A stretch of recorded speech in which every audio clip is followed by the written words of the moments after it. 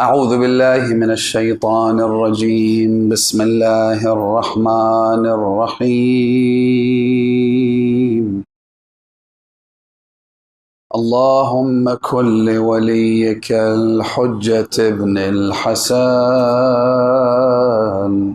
صلواتك عليه وعلى آبائه في هذه الساعة وفي كل ساعة وليا وحافظا وقائدا وناصرا ودليلا وعينا حتى تسكنه أرضك طوعا وتمتعه فيها طويلا برحمتك.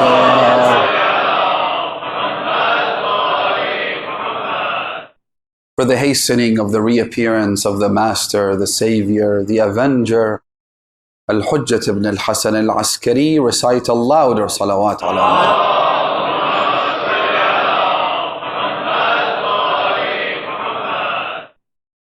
My dear brothers and sisters, Assalamu alaikum wa rahmatullahi wa barakatuh.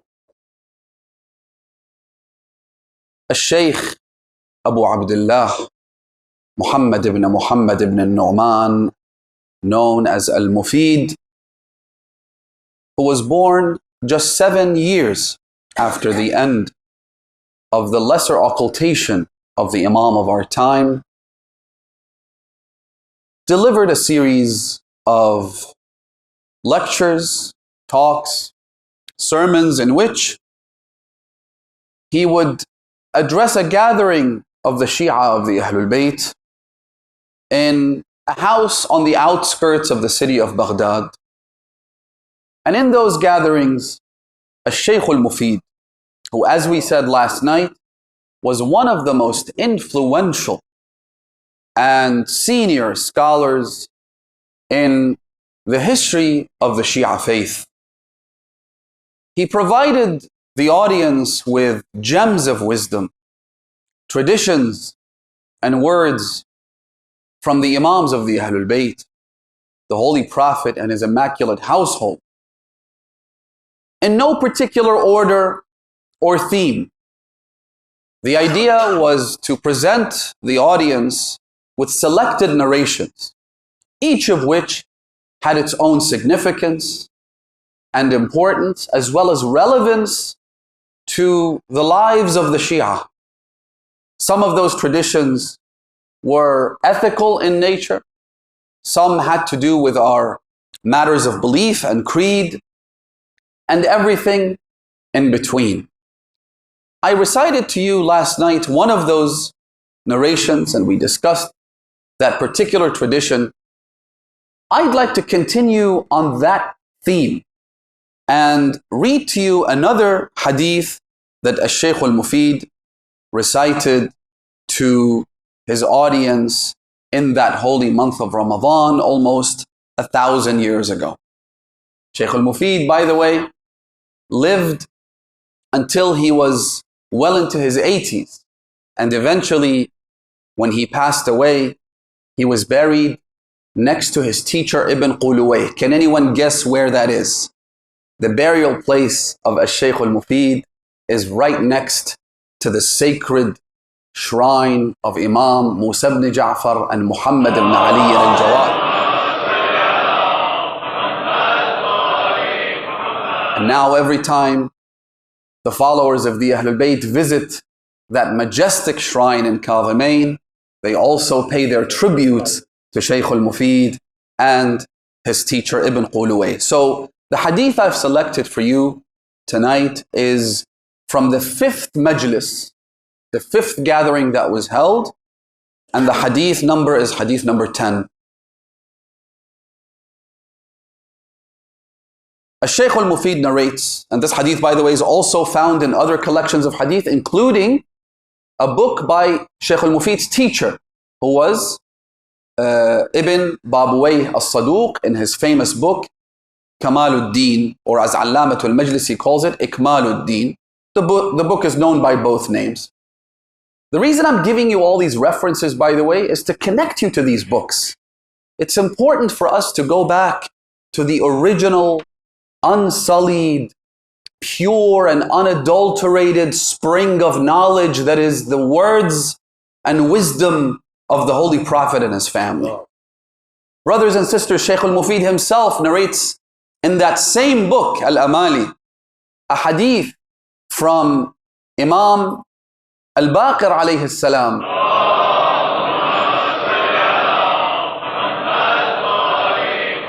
Who tells Jabir ibn Abdullah al-Ansari, the famous companion and righteous companion of Rasulullah, and he says to him, Ya Jabir, لَحَدِيثٌ تَأْخُذُهُ عَنْ صَادِقٍ خَيْرٌ لَكَ مِنَ الدُّنْيَا وَمَا فِيهَا.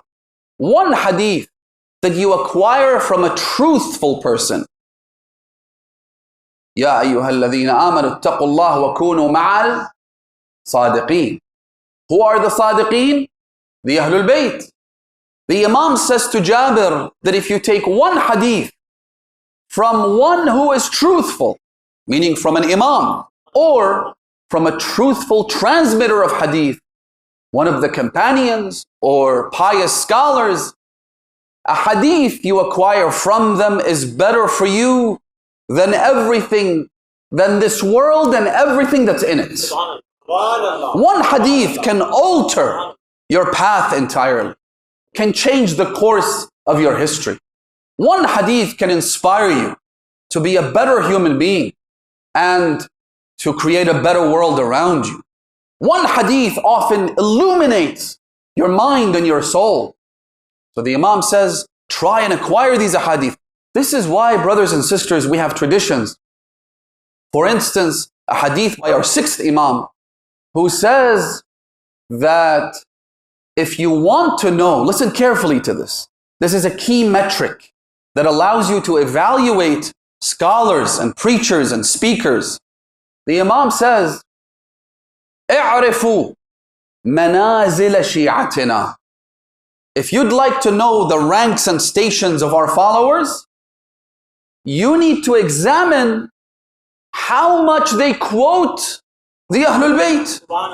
اعرفوا منازل شيعتنا على قدر روايتهم عنا. See how many traditions they narrate. Obviously, you might be thinking, well, it's not about quantity, it's about quality. I agree with that, that's okay. But isn't it tragic and heartbreaking and sad that some speakers in different parts of the world would get up and give an entire lecture and not a single hadith is mentioned? You hear them quoting people like Rumi, people like Hafiz, people like Sa'di, people like this and that, poets and Sufi mystics, but not a single Qala al-Baqir or Qala al-Sadiq. How far have we veered from the path of the Ahlul Bayt? These are the words of your sixth Imam. You want to know the rank and station of this person? How many hadiths do they know? How much can they quote the Imams of the Ahlul Bayt? على قدر روايتهم عنا وفهمهم منا. Also, it's not just about the number of ahadith you can quote, because ChatGPT can quote many ahadith. Whether they're correct or not is another discussion, because there's a lot of errors, and I've tested it myself. A lot of times it makes mistakes. A lot of times it takes a hadith and it attributes the hadith to Abu Hanifa. So I get into this discussion with ChatGPT saying, this is a hadith of Amir al-Mu'mineen.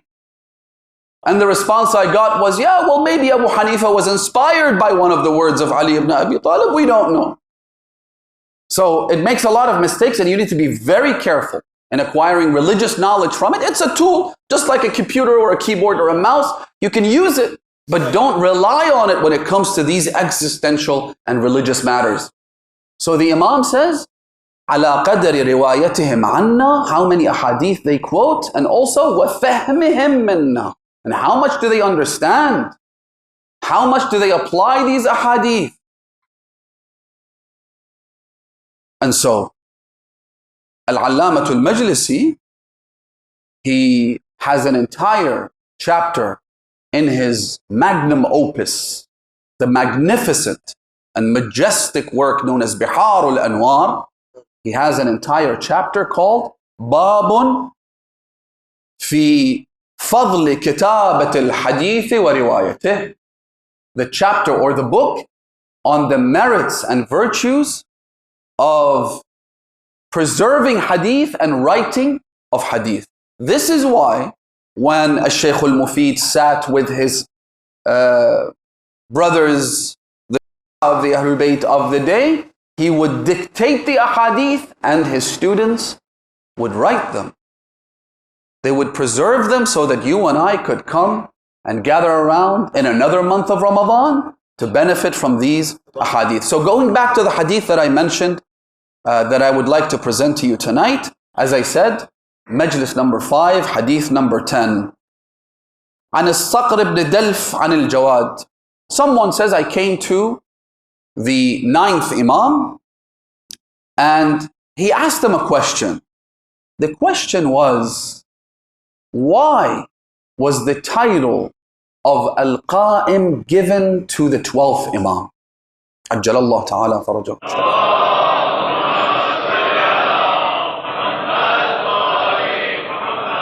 The literal meaning of the word is what? The one who rises.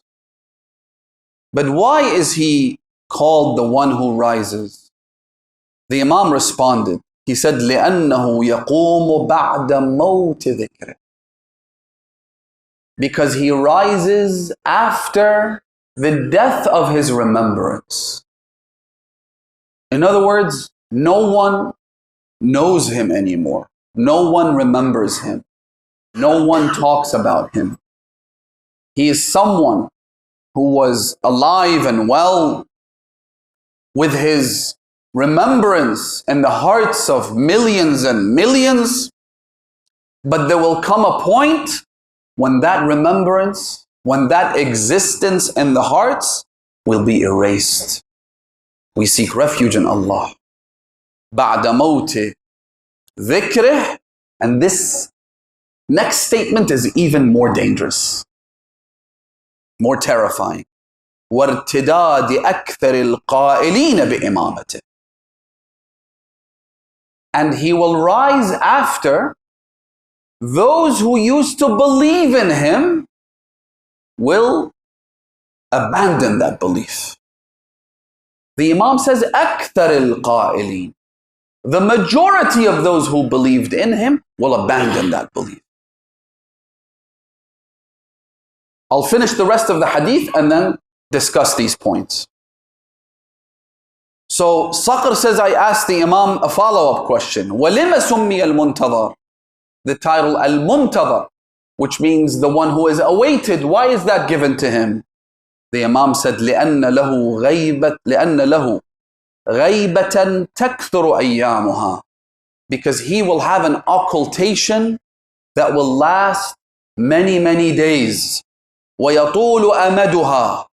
And will have a long span. The occultation will last a long time, in other words. فَيَنْتَظِرُ خُرُوجُهُ الْمُخْلِصُونَ. Those who are pure and sincere, they will continue to wait for his return. وَيُنْكِرُهُ الْمُرْتَابُونَ. Those with doubt in their hearts will deny him, reject him. وَيَسْتَهْزِئُ بِذِكْرِهِ الْجَاحِدُونَ. And those who have a propensity and a proclivity towards disbelief will mock him. They will ridicule him. وَيَكْثُرُ فِيهِ الْوَقَّاتُونَ. And there will be many people who will attempt to set a timeline for his return. This is why we have a hadith that say, كَذِبَ الْوَقَّاتُونَ. Those who try to give you a timeline, those who attempt to say the Imam will return this year, or next year, or the year after that, they are lying, because there is no way for them to know. In fact, this is a trap that many people have fallen into throughout the history of the Shia faith, where imposters and liars and deviant individuals have attempted to exploit the vulnerable hearts of the Shia, who have been awaiting the return of the Imam, by creating these cults, by attracting these individuals, especially young men and women who truly exhibit a love toward the Imam and an affinity towards seeing him, by saying that I have secrets to share with you. No one else has access to these secrets. You know how a cult is usually formed? By creating an aura of secrecy and fantasy and mysticism. And they tell them that the Imam's return is imminent. It's going to happen very, very soon. And they might even give them a schedule, a timeline, and a means of creating this codependency where, because I'm the only one who knows when the Imam will return, then you have to follow me and you have to obey my every command so that you can stay within that inner circle. These are dangerous cults, brothers and sisters. The second somebody tells you that I have secrets from the Imam or about the Imam, turn away and run. The second they tell you that I have a message from the Imam, run. Don't listen to a word they tell you, even if they tell you things that you know to be true, because that's how it works, brothers and sisters. Let's not be naive. We said this last night. When an imposter comes to you, an imposter mixes the right with the wrong. He's not going to lie to you from day one. They often, as the Quran says, or the Hadith says, يَأْخُذُ ضِغْفًا مِنْ هَذَا وَضِغْفًا مِنْ هَذَا. They'll quote a hadith, they'll quote verses, they'll look the part, they'll have the beard, might even wear the turban. They will present themselves in a way that is at least acceptable to you, that allows you to open up to them and listen to them. Be careful. These are key things you need to be looking for. The second they say, the Imam has a message, the Imam says we need to do this, even if it's the right thing to do. If they tell you the Imam has sent a secret message that we all need to pray Salatul Layl, Namaz al-Shab. Is there something wrong with Namaz al-Shab? Of course not. But the fact that they have linked this to the Imam and some kind of secret network, it means they're imposters. So the Imam says that they will reject him, they will ridicule him, they will mock him, and they will attempt to create timelines. وَيَهْلَكُ فِيهَا الْمُسْتَعْجِلُونَ.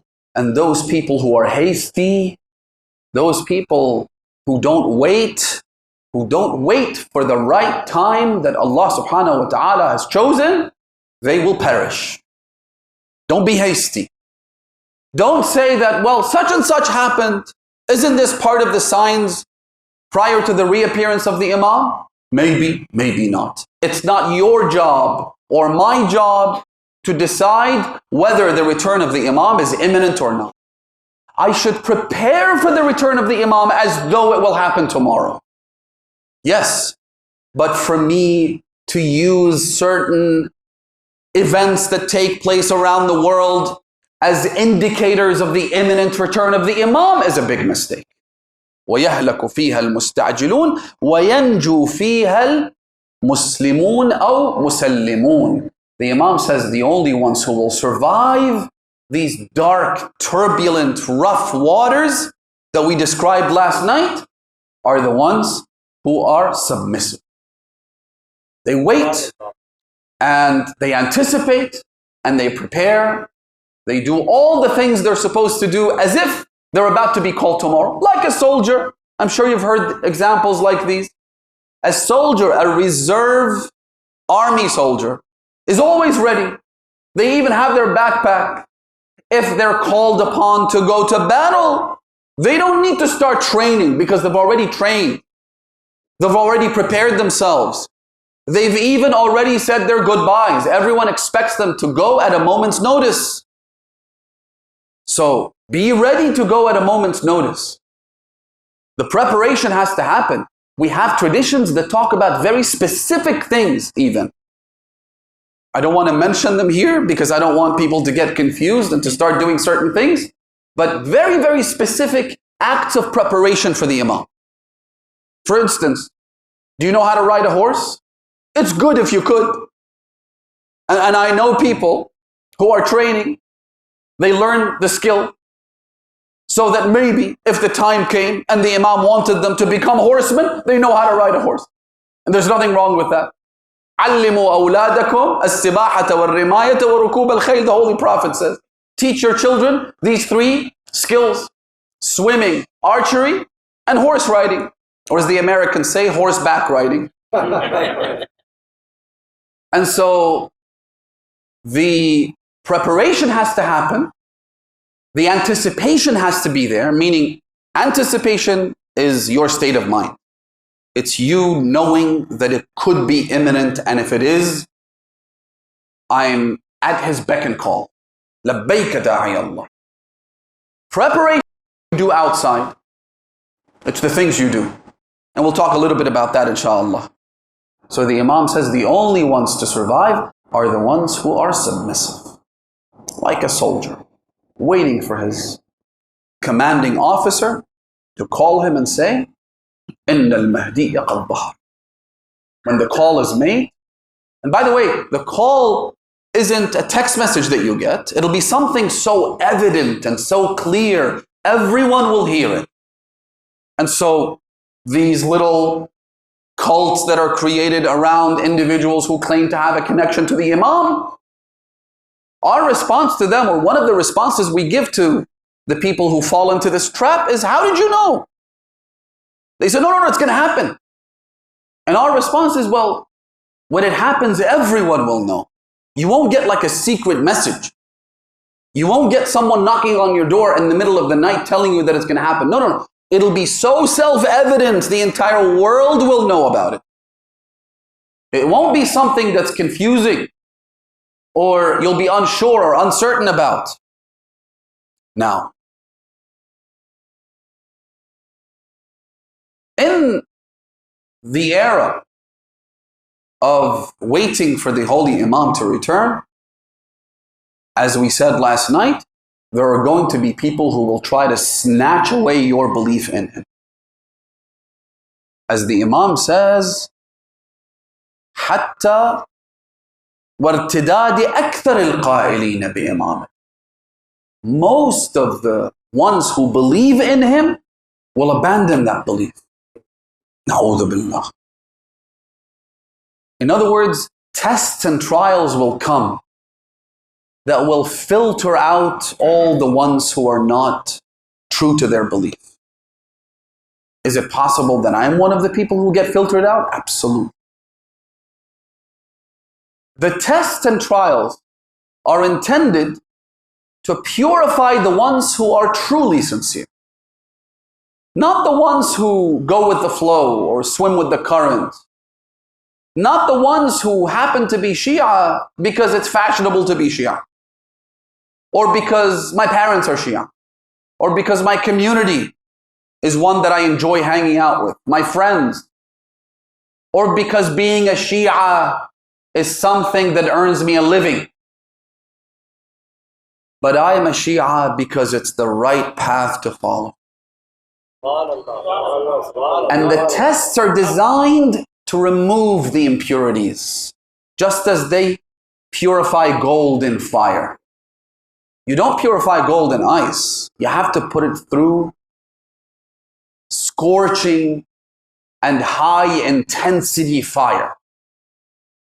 That's why the closer we get to the time of the reappearance, the intensity of the fire will increase.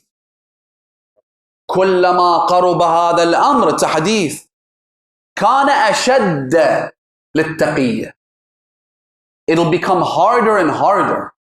It'll become more and more difficult. The impurities will be removed, and only the best of the best, the creme de la creme, They're the ones who continue to believe in him, hence the Imam saying, وَيَنْجُو فِيهَا الْمُسَلِّمُونَ. Amir al-Mu'mineen, listen to this example, and I don't want to take time.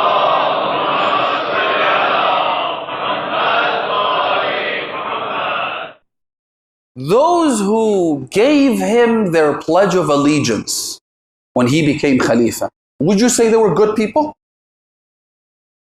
Those who gave their bay'ah to Amir al-Mu'mineen after he became Khalifa, as opposed to those who refused to give bay'ah. Al-Ash'ath ibn Qais refused to give bay'ah. So those who gave bay'ah, were they good? Maybe, sure, yeah. They gave bay'ah to Amir al-Mu'mineen, okay. Then the battle of Jamal took place. Some of those who had already given bay'ah, like Talha and Zubayr, they committed what we call nakthul bay'ah, which is to rescind and take back and nullify their bay'ah. So this was a means of filtration. Okay, let's find out who's actually with Ali ibn Abi Talib. Who gave their pledge because they believed the Imam to be God's vicegerent on earth and the Prophet's appointed successor, as opposed to those who gave their pledge so that they could get appointments in government positions. So filtration happened. Some failed the test, some passed the test. Wonderful. So now the people who stood by Amir al-Mu'mineen in Jamal, were they good people? Sure, right? Okay. Then Siffin happened. Some people were confused.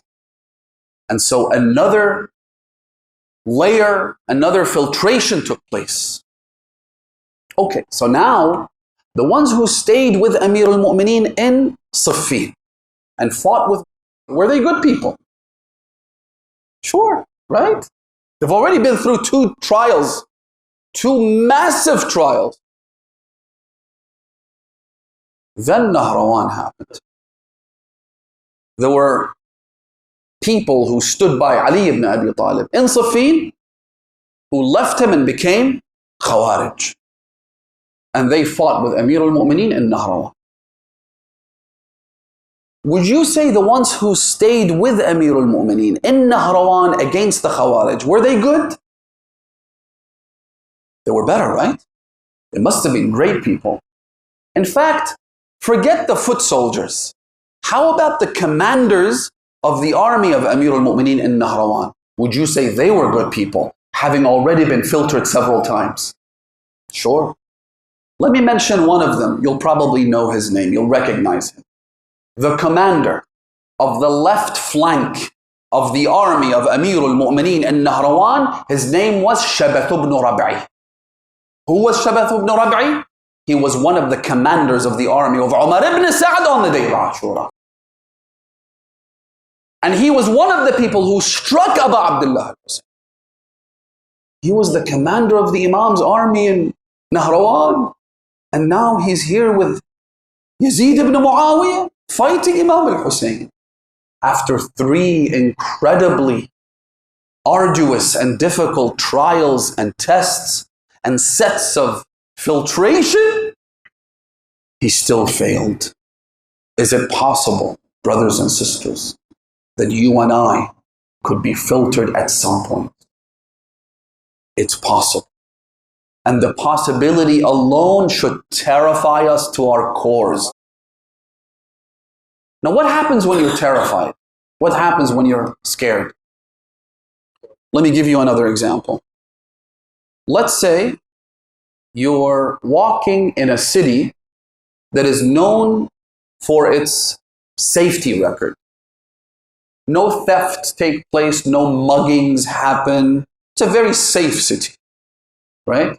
Usually, you walk around that city with your guard down because you know you're safe, you're okay, nothing's going to happen to you. The last time somebody was mugged was 20 years ago. So you have nothing to fear.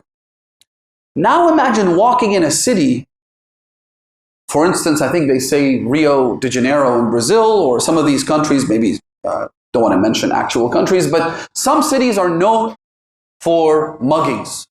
They're known for people confronting you in the middle of the street with a knife, a dagger, or a weapon of some sort and stealing your wallet. You wouldn't walk with your guard down in those cities, would you? You would be much more protective of your belongings, your possessions. Brothers and sisters, we're walking in dark alleyways in the end of days, where we know that we're surrounded by wolves and thieves who aren't interested in our money. In fact, they'll probably give you money if you follow them.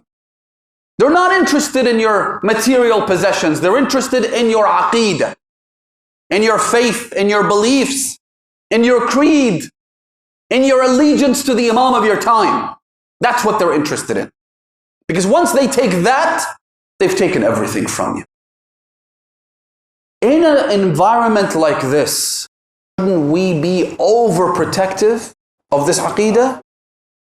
Shouldn't we ensure that this creed, that this value system that we've been given, that we've inherited after rivers of blood were shed for this aqeedah, shouldn't we ensure that we put every lock around it so it's not stolen?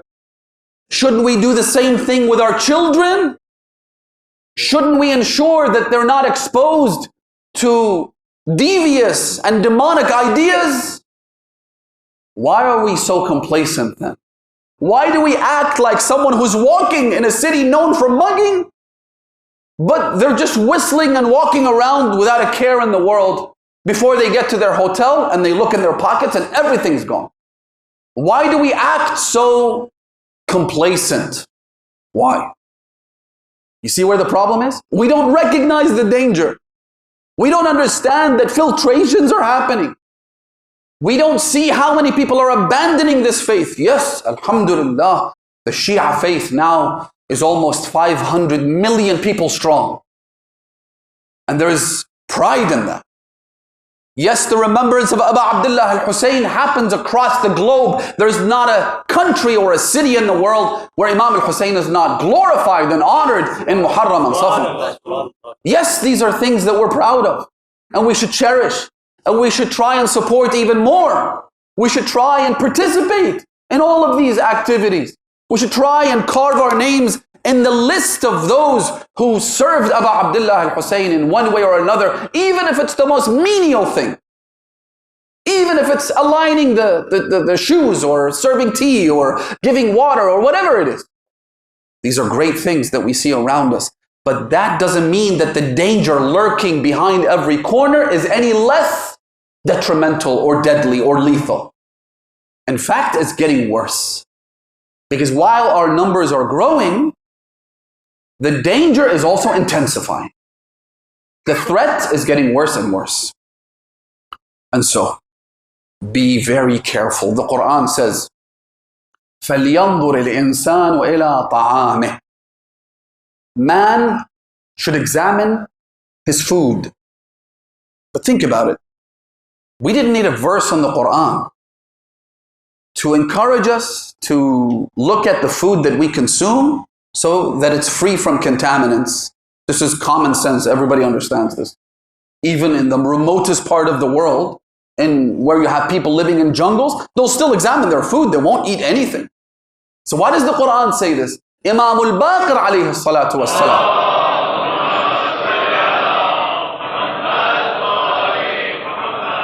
He says that Allah isn't speaking about food for the stomach. He's speaking about food for the soul.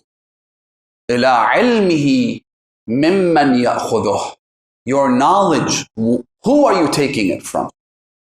How are you acquiring your knowledge and therefore your values? Where is it coming from?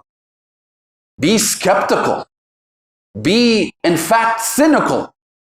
Treat everything as though it's a source of danger unless and until proven otherwise. And make sure that you are ready when the Imam comes. And by ready, I mean two things, and I'll wrap up with this. Number one, your beliefs have to be solidified. I've always said we have books written by eminent scholars that need to be read. Don't be content with a lecture that you hear about Imam al-Zaman. Don't be content with majalis that you attend. As great and as beneficial as they are, they're not enough to respond to every misconception and to address every doubt that might exist in your mind or you might be subjected to by your friends and co-workers. Read books, ask questions. One of the books that I've always recommended to brothers and sisters is one written by a senior scholar, contemporary marja, by the name of the late Grand Ayatollah Sheikh Safi Gul Paygham. His book has been translated into English as well as Urdu. In Arabic, the original work I think was in Farsi, then was translated into Arabic, and it's available in English. I think the title of the book is Selected Narrations About the 12th Imam by Ayatollah Safi Gul Paygham. Read that book. Ensure that you have the answers to the questions that you will inevitably have to face in one of the filtration phases or another. Make sure you have those answers. And one thing I've always suggested is that brothers and sisters, when they get together, maybe they can have a session once a week where they simply read from the book and they can discuss the contents of the book. So, solidify your belief in the Imam. Establish a personal relationship with the Imam, as we said last night. And the second point is that your actions and your conduct has to be such that it conforms to the teachings of the Imam. If I'm someone who leads their lives like any random Tom, Dick, and Harry, as they say, if I am committing sins, how do I expect the Imam to allow me to be in his circle? How? How does that even work? If you're in the army, you have to abide by a certain set of rules. That's why if you break those rules, what happens to you? You're court-martialed. The rules that apply to the army supersede the civic law that applies to everybody else. If you are in the fellowship of the Mahdi, you have to ensure that the do's and don'ts of Islam are followed to the letter.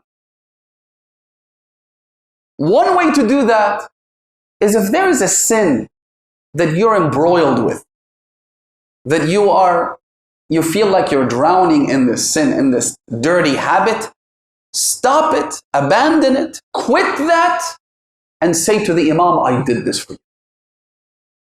I did this. If you're able to put a smile on the blessed face of Imam al-Zaman, imagine the value of that. Imagine how he will repay you. You've given him a small gift. He will reciprocate that gift many times more. So, try and purify your own life. These are the nights of the holy month of Ramadan where our actions are amplified. The nights of Qadr are coming up. Let's try and do an audit. Anyone who has a business, who's ever had an audit done, knows how daunting and exhaustive it is. They will look at every single nook and cranny. They will look at every single transaction, every receipt, right? Do that to yourself. As Amir al-Mu'mineen says, حَاسِبُوا قَبْلَ أَن تُحَاسَبُوا. Hold yourselves to account before you are held to account. You know yourself much better than anybody else, and you care about yourself. So, examine the things that you do, the habits that you have, the problems that you suffer from. Ensure you fix those. Be ready for the Imam. A person was once eager to meet the Imam. Very eager. And so he started doing a'mal. Perhaps going to Masjid al-Sahla every Tuesday night, or going to Masjid Jankaran perhaps, reciting this dua, doing that dhikr. Eventually, he got a knock on the door in the middle of the night. Someone came to him. He said to him, you're the one who's eager to meet your Imam. He said, by Allah, I am. He said, do you really want to meet him? He said, yes. Would you do anything? He said, yes. Said, okay, but you have a problem. And the problem is that this house that you live in, this was purchased with money that included illicit and illegitimate funds. Perhaps he hadn't paid khums. وَفِي أَمْوَالِهِمْ حَقٌّ مَعْلُومٌ. Allah subhanahu wa ta'ala says, in your money and your wealth, there is a portion that belongs to other people. لِلسَّائِلِ وَالْمَحْرُومِ.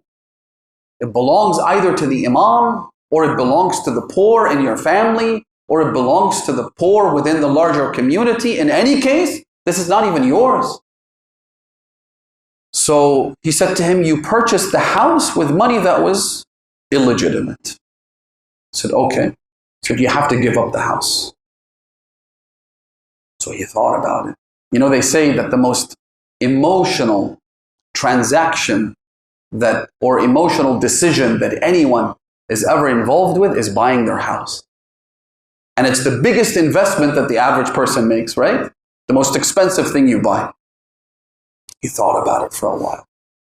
He said, what do I have to do? He said, you have to leave your house right now. Just give it away. So he thought for a few seconds, and then he started screaming, doors, doors, thief, thief, help me, save me. The next day, that same person came to him. He said, see, you weren't ready. You weren't ready. You have attachments to things that would block your path to the Imam, your access to the Imam. Think about the companions of Imam al-Hussein on the day of Ashura. I believe that one of the most difficult tests that a companion of Imam al-Hussein was subjected to was an individual that the Imam came to. And he said to him, your two sons have just been captured by the government of Bani Umayyah. Imagine, they tell you your boys, your sons, your own flesh and blood, they've been arrested. Not only that, but the Imam told him, I think you should go and help them. Go save them. You see, the Imam made several declarations where he would say, إِنَّ هَذَا اللَّيْلِ قَدْ غَشِيَكُمْ فَاتَّخِذُوهُ جَمَلًا. You see the darkness of the night, how it's overshadowed you? No one will see you now. In fact, you should go because once they want me, and if they capture me, they're not going to come after you. So you're only going to be collateral damage as far as they're concerned. So take each other's hands and leave. You're absolved of your allegiance to me. So that was a general declaration the Imam made. Of course, they all stood up and said, absolutely not. أَكَلَتْنِ السِّبَاعُ حَيًّا يَا أَبَا عَبْدِ اللَّهِ إِنْ أَنَا تَرَكْتُكَ. Nafi' ibn Hilal said, may the beasts of the desert eat me alive if I ever left you, if I ever abandoned you. Another one said that if I was killed and then burnt and then had my ashes dispersed in the air and then brought back to life and had that done to me 1,000 times, I would still rather die with you. The Imam made a declaration. They all took the legendary stand that they took and said no, but there were some people the Imam spoke to directly in private. They've taken your two boys. Go and help them. They need their father's help right now. He said to him, Ya Abu Abdullah, I leave you for my boys. These attachments, brothers and sisters, whether it's your career, whether it's your house, whether it's your car, whether it's your money, especially if it's haram, especially if it's mixed with illicit funds, you have to get rid of them. You have to start with a clean slate. If you're going to be one of the ones who passes the filtration test, you have to be ready. Inshallah, we ask Allah subhanahu wa ta'ala to bless us, to protect and preserve our allegiance and our faith to the Imam of the time, and to make us among those who stand by him and support him both prior to his reappearance and fight for him after his return, inshallah. Walhamdulillahi Rabbil Alameen wa sallallahu ala Muhammadin wa alihi at-tahirin.